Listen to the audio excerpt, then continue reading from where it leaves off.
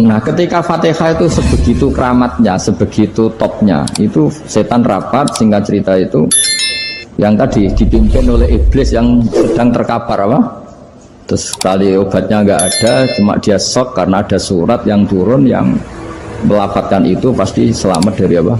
Neraka. Nah ini gimana saran Anda? Terus sarannya adalah bikin orang-orang itu lupa, tidak baca Fatihah. Nah ini rapatnya iblis. Izhabu wajtahidu hatta tufilu qulubahum hatta la yaqulu hadhihi surah. Kala yuksiru qira'ataha wa la yakunu lahum ajrun wa thawabun bal yakunu lahum adzabun wa iqabun. Kemudian yang terakhir saya beri ijazah tentang Al-Fatihah ya, karena ini surat yang populer. Kalau saya ijazahi Quran 30 juz pasti sampean nggak hafal. Atau ijazah surat Baqarah, kalau mau Baqarah mau. Ijazah surat Baqarah mau 2 juz setengah. Mau Mas Asep?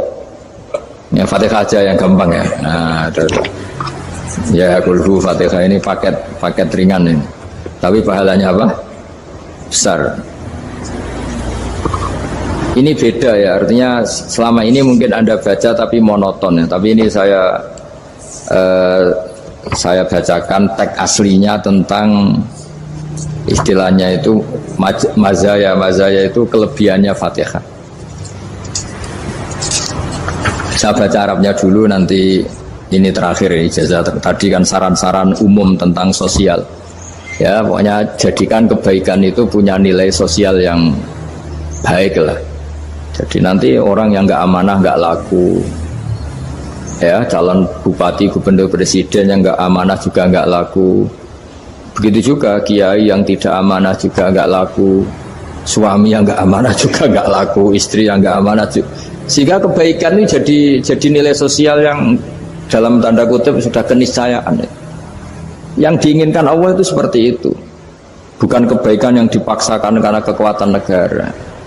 Maksudnya kalau bisa kebaikan itu tidak usah dipaksakan. Memang satu apa ya, sudah satu kebutuhan. Kayak cerita-cerita di negara maju itu, bahkan apapun jatuh itu nggak ada yang ngambil apa itu. Makanya gambarannya Mekah Medina kan gitu kan, barang jatuh nggak ada yang berani apa ngambil itu, saking sudah jadi sistem. Sehingga banyak negara di Eropa itu yang sampai nggak punya tentara, nggak punya polisi karena kebaikan itu sudah. Nah kita kan masih capek, polisinya aja capek, apalagi masyarakatnya, karena ya apa ya, kebaikan itu belum jadi nilai apa bersama. Nah kita selain ditopang negara, ada polisi, ada tentara, itu kita usahakan kebaikan itu jadi nilai apa bersama. Ya, tadi wa'tamiru bainakum bima'ruf. Dan kita punya reputasi yang bagus dalam bab ini.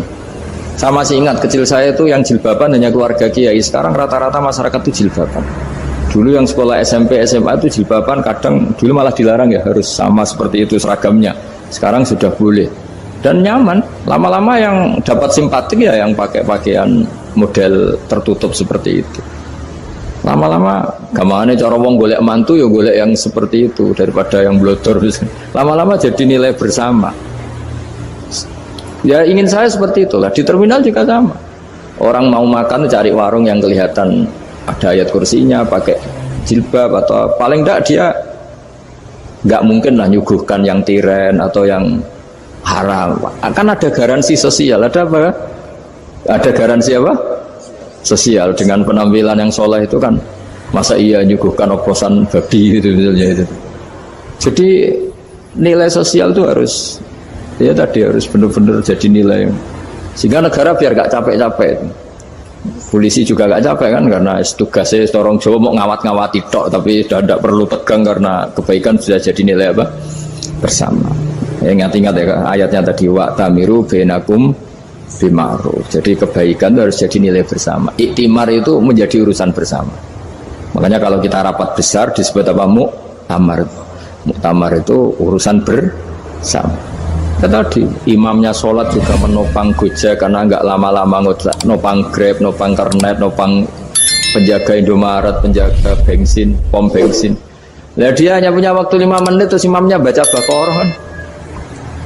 Iya imamnya mursyid, mungkin dia tambah lama tambah dapat aplaus dari muhibbinnya, tapi makmumnya Dia tambah lama dapat penghormatan dari pecintanya, tapi kitanya wah khusyuk wali kan, dia dapat status naik lah. Kita yang sudah tidak ikut jadi wali diganggu apa pekerjaannya. Kalau ada imam seperti itu sampai mufarokoh saja, niat ya Allah sampai sini saja, saya makmum orang itu, silakan orang itu punya urusan sendiri dengan jenengan, ya sudah, atau salib saja apa ya, itu boleh. Kalau dalam fikih namanya apa, mufarokoh. Mufarokoh itu niat. Tapi kamu jangan langsung selonong mufarokoh, niat dulu. Pamit sama Allah bahwa sekarang mau mufarokoh. Ya, tapi ya jadi sholat yang aneh kan, imamnya masih rukuk, kamu terus sujud, terus apa-apa selesai ya. Mungkin dalam pandangan itu orang lain ini maksudnya makmum gimana ini kok begini. Tapi sudahlah, Allah Maha tahu. Nah, insya Allah dimaklumi. Ya saya baca tentang Fatihah ya, karena sampean pasti sering baca Fatihah. Supaya apa sekaligus jadi jimat lah gitu. Jadi kalau kamu sering di jalan-jalan yang mungkin sepi, atau mungkin kan tidak semua teman Grab itu nasibnya bagus yang di Semarang Jogja, mungkin yang di Kalimantan, di Papua kan ada yang 10 kilo gak ketemu rumah, ya kan ya, lihat di TV itu kan kasihan kan, sudah 10 kilo gak ketemu rumah, penumpangnya kewekar preman tuh kan, ini makan orang enggak kan, udah kan ujiannya dua. Kalau penumpangnya cantik dia kecoba syahwat, kalau preman takut. Jadi orang itu selalu ujian itu. Sing sedengan itu kan jarang orang itu. Jadi kalau penumpangnya perempuan cantik ujiannya itu syahwat, kalau preman ujiannya ketakutan. Kalau orang yang lemah bawa uang ujiannya kamu ingin garong. Jadi hidup itu memang semuanya ujian. Liyabluwakum ayyukum ahsanu amala. Makanya saya sering ditanya oleh teman-teman, Gus, nah ujiannya kenal wong wedok elek piye? Sama, kenal wong ayu ujiannya syahwat, kenal wong elek ujiannya ngenyek, itu sama-sama dosa. Syahwat ya dosa, ngenyek juga dosa. Wah elek keriting untune metu ya dosa, ngomong gitu. Kadang-kadang orang berpikir enak kancanan wong elek gak dosa. Kata siapa? Kancanan wong elek itu ya dosa, karena bawaannya ngenyek. Ngenyek itu menyepelekan itu. Makanya saya itu ya gak mau berteman sampean. Nanti kan bawaannya ngenyek atau seneng ya tidak tahu. Ya sudah, ada takdir saja, kalau ketemu ya tak ulang ngaji gitu. Tapi ini ngaji terakhir, setelah ini ngaji biasa aja, tidak usah resmi gini. Ngaji kok resmi aneh.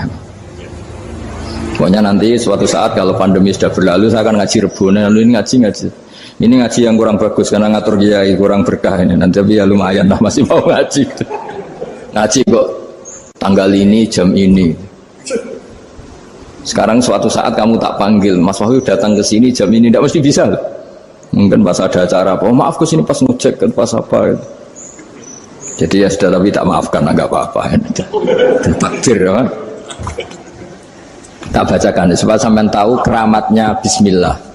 Nah sebelum saya bacakan Bismillah Fatihah, tak beritahu tentang ilmu tafsirnya, karena ini penting sekali. Fatihah itu dawuhnya Allah, tentu itu dawuhnya Allah. Saya ulang lagi, itu kalamullah.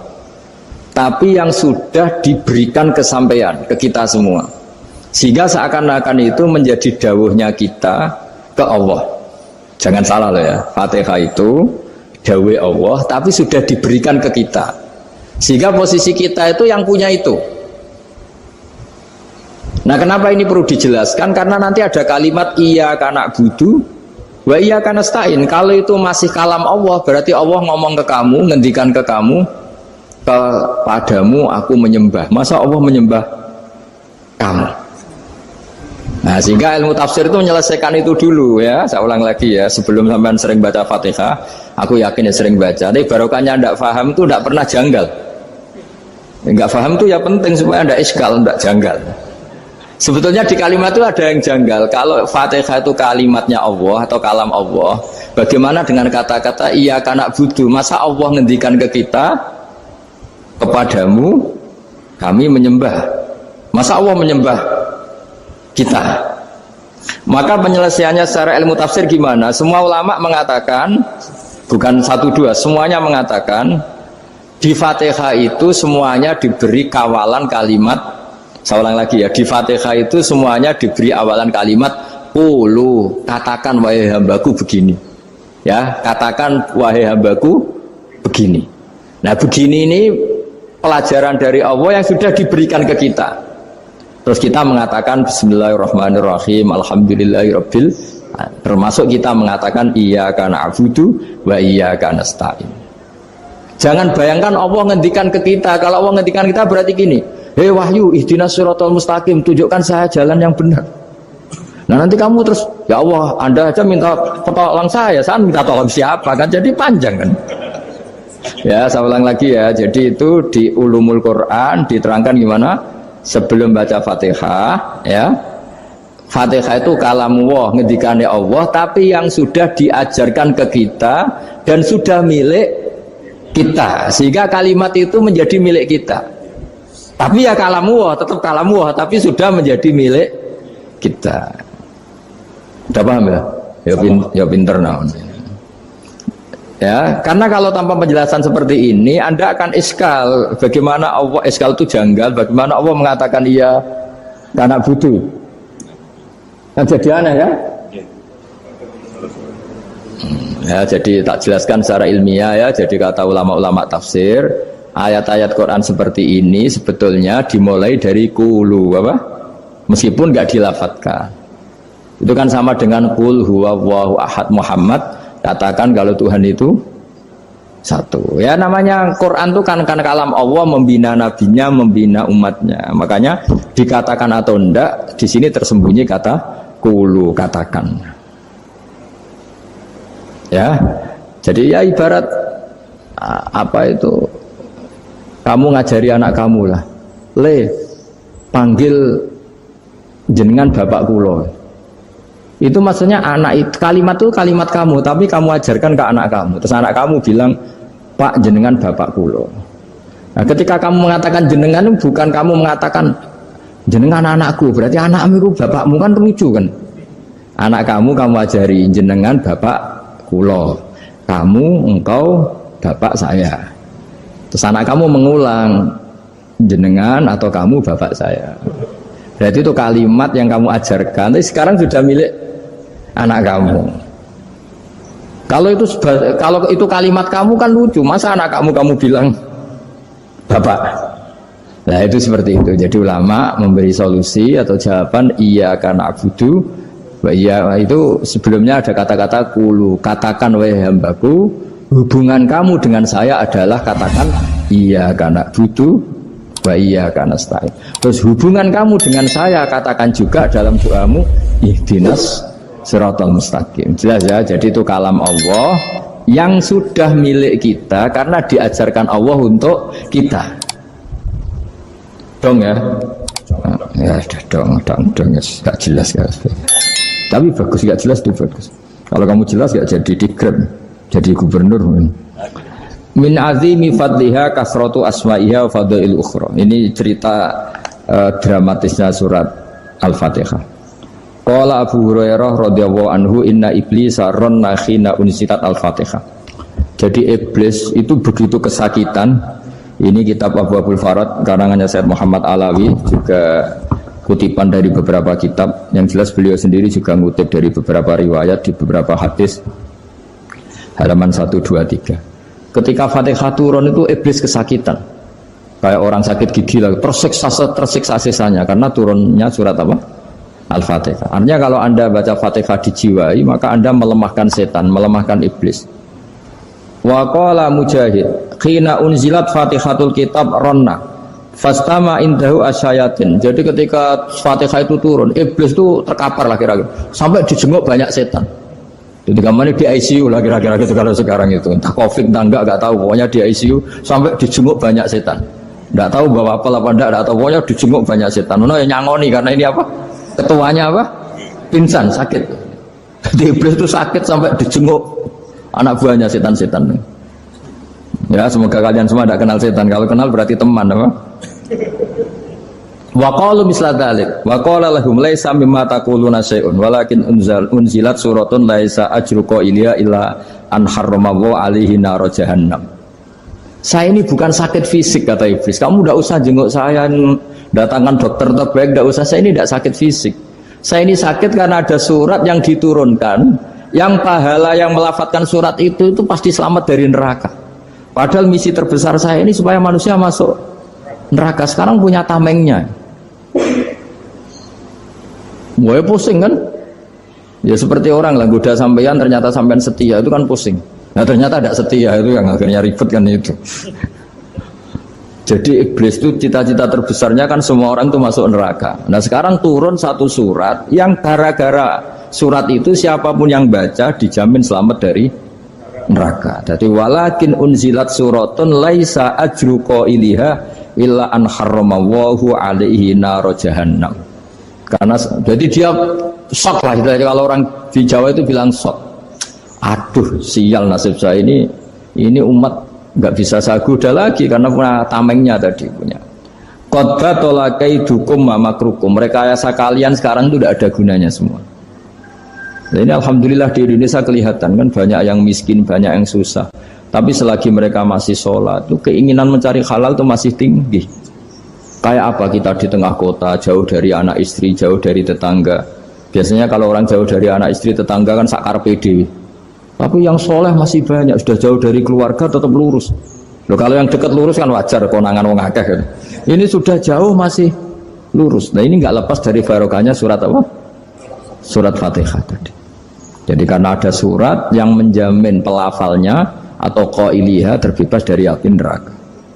Wa qalat as-sayatinu lahu is ayyusai'an ta'muruna ya maulana.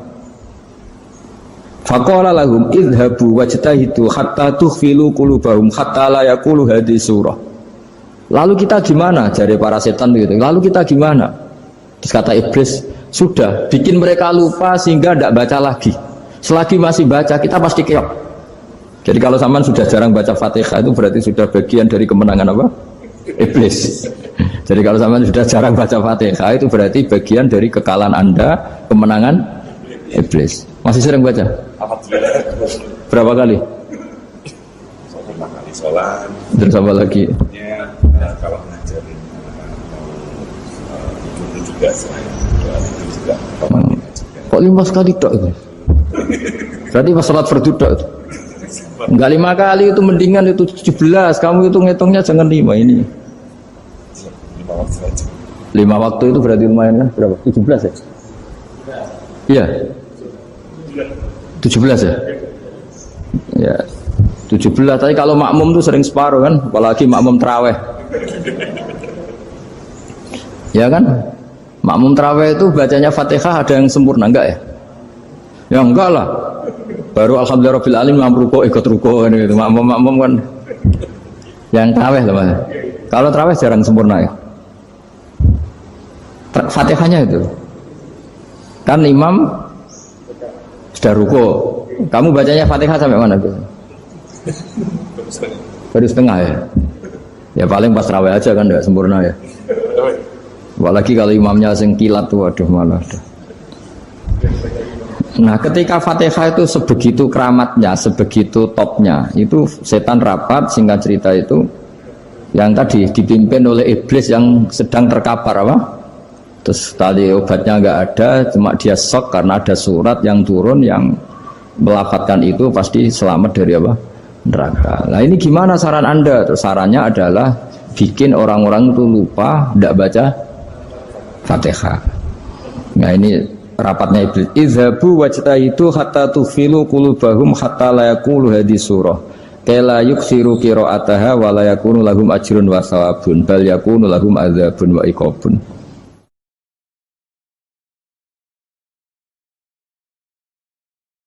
Jadi saya mohon selama ini Anda sudah baca, tapi mungkin hanya rutin saja. Kenapa rutin saja? Jadi barokahnya ngaji ini kamu punya kekuatan atau punya semangat membaca karena ini surat yang luar biasa. Ibarat gini, kalau sampean tanya, saya juga sering mikir, masa Gus hanya surat kok punya kekuatan seperti itu? Di dunia ini kata Allah, mulai Nabi Adam sampai kiamat, nggak ada yang bisa menandingi kekuatan kalimah. Kalimah itu kata-kata, nggak ada yang bisa menandingi kata-kata. Misalnya Anda nge-grab berangkat istri cuek, berangkat cuek, itu beda dengan ketika meskipun satu kalimat, wes Pak muga-muga dilindungi pangeran, mungkin jenengan selamat, itu menjadi teduh dan semangatnya luar biasa karena kayak mendapat support. Jadi kira-kira kalimat itu hubungannya kita dengan Allah. Fatihah itu seperti itu. Kamu melafadzkan satu kata-kata yang dibenarkan langit bumi, dibenarkan aras, dibenarkan malaikat, dibenarkan semua penghuni di dunia ini. Sehingga tuh efeknya luar biasa. Itu seperti gini ya, kamu cerai sama istri, terus nikah lagi katut babon. 10 tahun anak kamu dididik, ibunya benci kamu. Dan memang Anda layak dibenci. Duwi dek. Dan sampai nggak pernah manggil kamu Pak. Suatu saat, kamu tentu rindu kan, ingin dipanggil Bapak oleh anak kamu. Suatu saat anak ini manggil kamu Pak E. Wah itu senengnya bukan main. Hanya sebuah kata-kata. Makanya kadang-kadang orang itu tanya sama kiai, ijazah lafadz ini gunanya apa sih? Itu ijazah-ijazah itu untaian kata-kata. Yang kata-kata ini dibenarkan langit dan bumi dan aras dan para malaikat, sehingga efeknya itu luar. Nah ibarat seperti itulah, kamu melafadzkan Fatihah itu melafadzkan kata-kata yang dibenarkan Allah dan Rasul dan semua malaikat, semua penghuni langit. Maka ini efeknya pasti luar. Nah di sini lah orang-orang dulu itu tahu keramatnya itu, sehingga ketika melawan Belanda, melawan Jepang dulu itu kalimat-kalimat itu menjadi mantra yang luar biasa. Doa yang luar biasa. Tapi di era modern karena orang sudah tidak ngerti itu, dianggap itu mantra, jimat, khurafat, bid'ah, waduh ribet menemal. Sebetulnya tidak seperti itu. Memang kata-kata ini kekuatannya luar biasa. Sama kesakitan hati kamu juga karena itu. Ngojek wangilan ya. Lha Pak di bojo kok kowe gagahe tok kere. Wah, iku seling terus Gusti. Padahal kalimat itu kan tidak melukai secara fisik, tapi apa kerjanya sesuk saras-sarasen. Karena terus dengan pengadilan seperti itu kan, ngapain kerja demi perempuan yang seperti ini? Lagi-lagi kata-kata ini luar. Nah bayangkan kalau kata-kata itu adalah kalimat yang diajarkan Allah lewat Rasulnya, lewat malaikat Jibril. Kayak apa kekuatannya itu? Nah kira-kira Fatihah itu gitu. Kalimat yang baik, kalimat thayyibah diajarkan oleh Allah dan Rasul, kayak apa kira-kira kekuatannya? Pasti luar biasa. Wong support yang dikatakan istri kita, anak kita aja luar biasa, apalagi ini support yang diajarkan Allah dan Rasul. Ya makanya saya mohon kalau baca Fatihah, baca kalimat-kalimat thayyibah ketika sholat itu dijiwai. Ya misalnya Rabbana lakal hamdu mil'us samawati wa mil'ul ardi wa mil'u ma syi'ta min syai'im. Engkau zat yang layak dipuji, dan pujian ini memenuhi langit dan bumi. Karena kita tahu nggak ada sejengkal di alam raya ini kecuali di situ ada rahmat Allah. Misalnya kamu bisa lewat sampai rumah saya, kamu mungkin anggap biasa saja. Coba kalau ngalami likuifaksi, tahu-tahu bumi ini ambles, bisa ngelewati yang likuifaksi itu luar. Tanyakan orang pernah ngalami likuifaksi di Sulawesi, itu melihat bumi bisa diinjak nggak ambles itu, wah luar. Dan sampean nggak ngalami itu sehingga lewat bumi ya biasa aja. Coba kalau ngalami seperti tidur, ya biasa aja. Coba kalau ada gempa, bahwa bumi tenang ini sudah nikmat yang luar biasa. Masa kamu ngaku nikmat nunggu digituin? Ya kan? Nah, makanya baca Fatihah dijiwai lah, bahwa ini kalimat yang luar biasa. Nah, saya teruskan ya. Warwa Muslimun fi sahihihi an Ibnu Abbas radhiyallahu anhuma annahu qala bainama Jibril alaihi salam qaidun dan Nabi sami anaqidan min fawqi farafa'a ra'sahu faqala hadza babun minas sama futihal yawma lam yuftah qaddu ilal yaum fanazala minhu malakun faqala hadza malakun nazala ilal ardi wa lam yanzil qaddu ilal yaum fasallim waqal abshir binuraini qad uti tahuma lam yu'tahuma nabiyyun qablak Fatihatul kitab wa khawatimu suratil Baqarah. Jadi suatu saat Jibril ini jagongan kira-kira gitu sama Rasulullah. Tahu-tahu langit itu gemuruh. Langit gemuruh kata Jibril, terus semuanya ngangkat kepala ke langit. Ini pintu langit baru ini dibuka, yang sebelumnya tidak pernah dibuka seperti ini. Turunlah malaikat, yang malaikat ini pun malaikat spesial, yang nggak malaikat murahan lah kira-kira gitu, yang nggak pernah turun ke bumi kecuali juga saat itu, dengan penyambutan yang luar biasa, dengan semuanya tidak pernah terjadi, hanya karena bahwa surat Fatihah. Jadi ini surat yang luar biasa, pengawalannya lewat malaikat yang spesial, nggak pernah turun di bumi kecuali saat itu. Penyambutannya juga nggak pernah seperti itu, baru seperti itu. Jadi semuanya itu spesial. Nah kenapa ini spesial? Karena di situ ada isi puja-puji kepada Allah Subhanahu wa Ta'ala. Ada ikrar kita, Alhamdulillah Rabbil Alamin Ar-Rahmanir Rahim. Ikrar ini penting. Kalau contoh paling gampang gitulah, kamu punya istri selama ini cerewet terus, Suatu saat ngomong, Pak, tak angen-angen ra ono wong lanang koyo sampeyan. Itu langsung tidak ada lelaki sebaik engkau. Itu sampean senengnya, masya Allah, karena ada ikrar dari seorang istri ke kamu.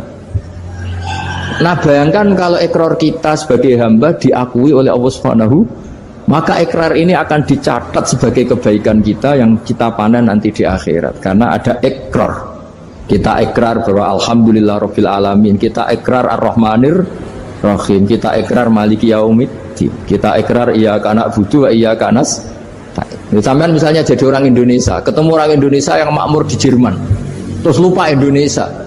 Kamu orang Indonesia? Enggak, saya enggak orang Indonesia. Mangkel gak kira-kira? Mangkel. Karena salah ikrar kan gitu. Ya, jadi saya mohon jangan anggap kalimat itu hal yang biasa, tapi luar biasa. Nggih, ngoten mawon. Assalamualaikum warahmatullahi wabarakatuh.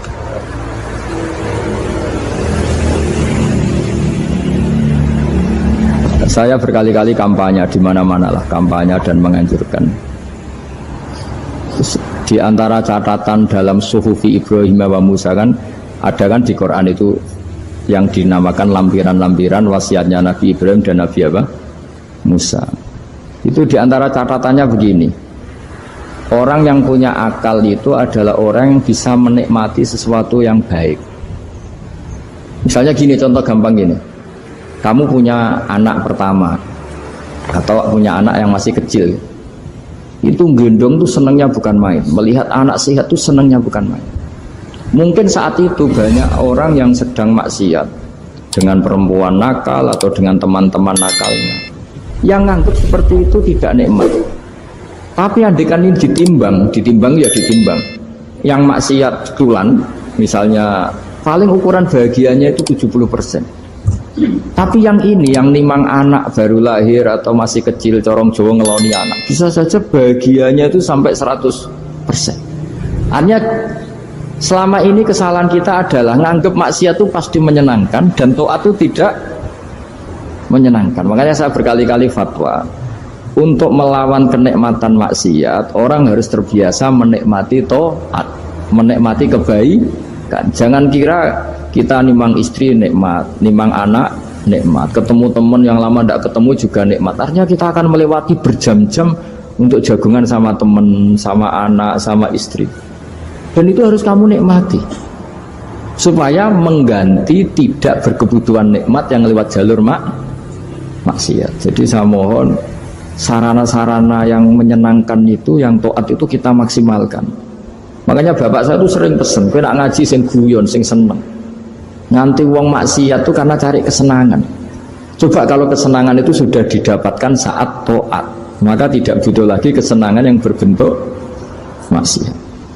Makanya orang-orang wali dulu kalau sudah sholat itu gak bisa berhenti karena merasa nikmat. Makanya Nabi pernah ngendikan wa qurratu aini fi sholat, nyaman saya itu kalau sedang sholat. Sekarang ditagih kan, nah zaman rukun kan gak ditagih, nah istukaran kan di. Terus kita jadi kiai bingung. Jare sing ngutangi kon 7 juta, mergo pedet dihitung. Jare sing utang murian mau 3.000, Gus. 3.000 untuk pentol, siomay. Oh, kata pantan teng ngarep kula. Sing utang seneng 3.000, sing utangi seneng 7 juta. Lah saiki bareng, ya nak ngono sawur pedet ta mending ngono. Pedet apa, Gus? Sisi tok milih pedet limusin. Sisi tok milih pedet biasa, dhisik pedet biasa. Lah ya pedetku biasa iku cara nak mbok utang wis anak putu.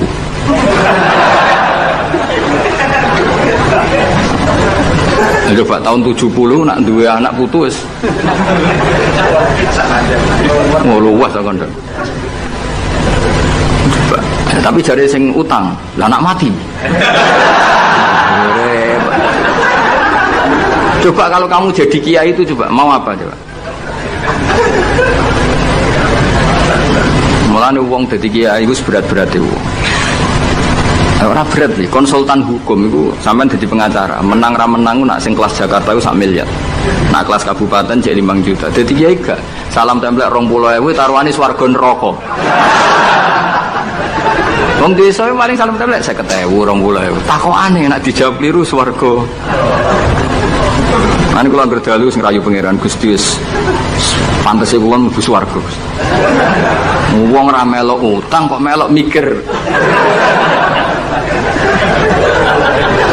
Murwet.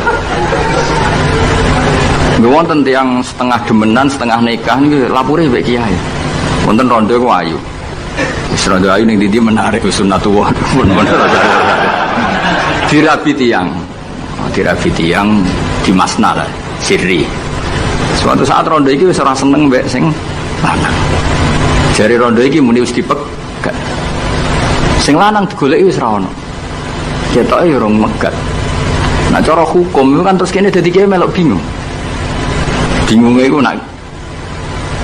itu nak merodone ayu kita tambah bingung meneh, kita rabi ta ora malah bingung meneh. Ora mboten bingung hukume, nak iku ora kowe selera-seleramu. Enggak, kula mboten kepikiran. Bingungnya gini, kita ini kan menghadapi dua hukumnya Allah Ta'ala.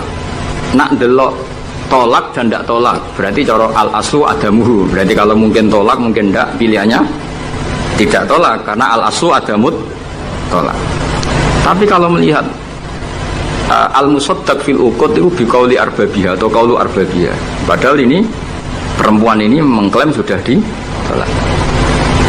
Pertanyaannya, wilayah tolak itu tidak milik perempuan. Kita harus mengkonfirmasi sama lelakinya, karena yang punya wilayah tolak itu lakinya saya bisa dihubungi. Pernah bisa tak hubungi, tak tanya, Kang, bojomu mbok pegat ta urung? Urung lek Gus, lumayan nggo cadangan.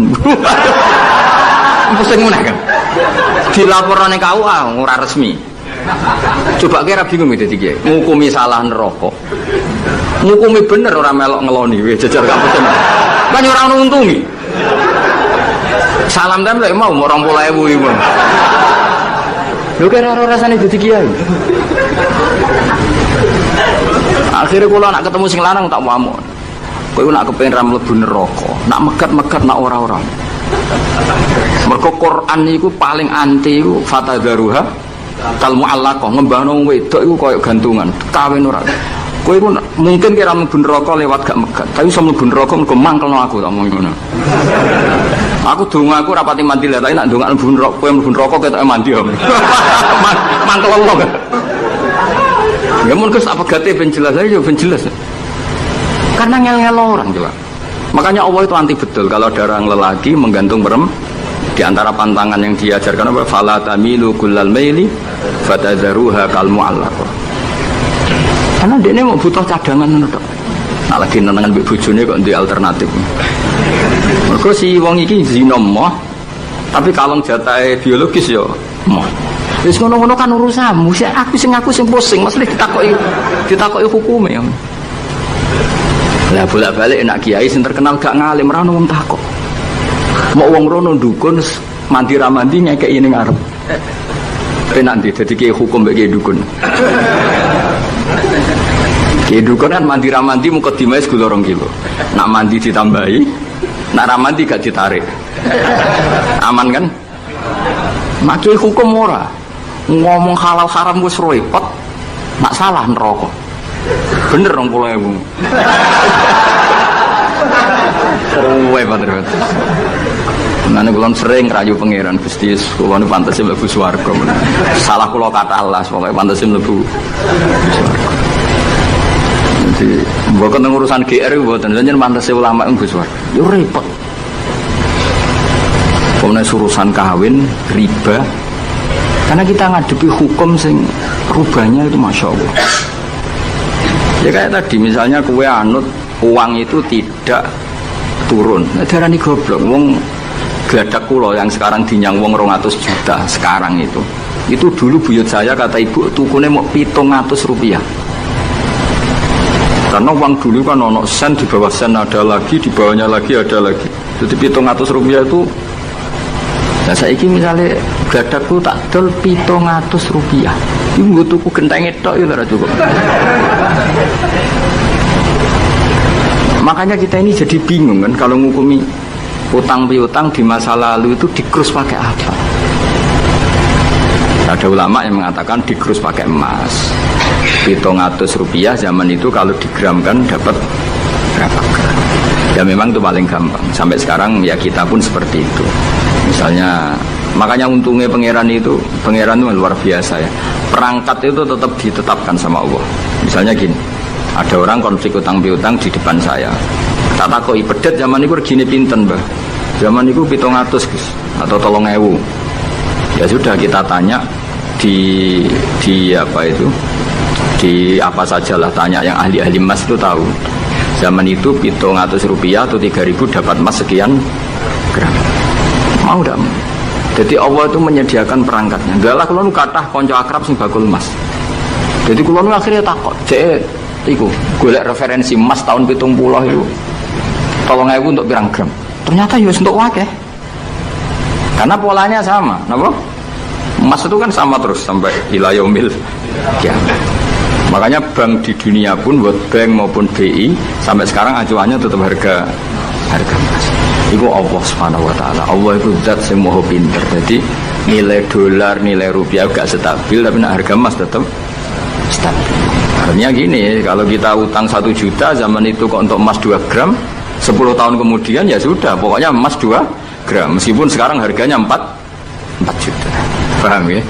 Jadi tetap Allah itu damel perangkat. Akhirnya kula jadi ulama ya rapati bingung. Yus pokoknya kruse emas ku piro? Iki nak kowe anut aku. Mungkin sing mbok takoki aku. Nah nek anut aku ya aja takok aku. 20.000 ngajak neraka.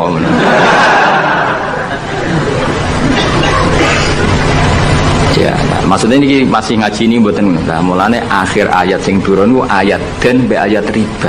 Goden ya mari riba iku ya mergo den. Saiki sing utang iku ora masyarakat tok, kiai sak santri-santri yo tukang. Mulane BPKB ini udah pinter-pinter. Nak sekolah udah suwi ya? Apa sedih lu? Ada nggak orang punya motor BPKB-nya di rumah? Ada 10% sak kampungmu. Sekolah pinter lah. Enggak, maksudnya dari satu kampung itu sing BPKB ra sekolah berang persen? Berapa? 0%. 0%. Oh, no. Berapa tidak? Oh, no, itu berarti orang kusur. Weling mesti itu tukang gadekno. Berang persen gak ngali? 10 ono. Dari iki ra ono. Jek ono 10. Ono.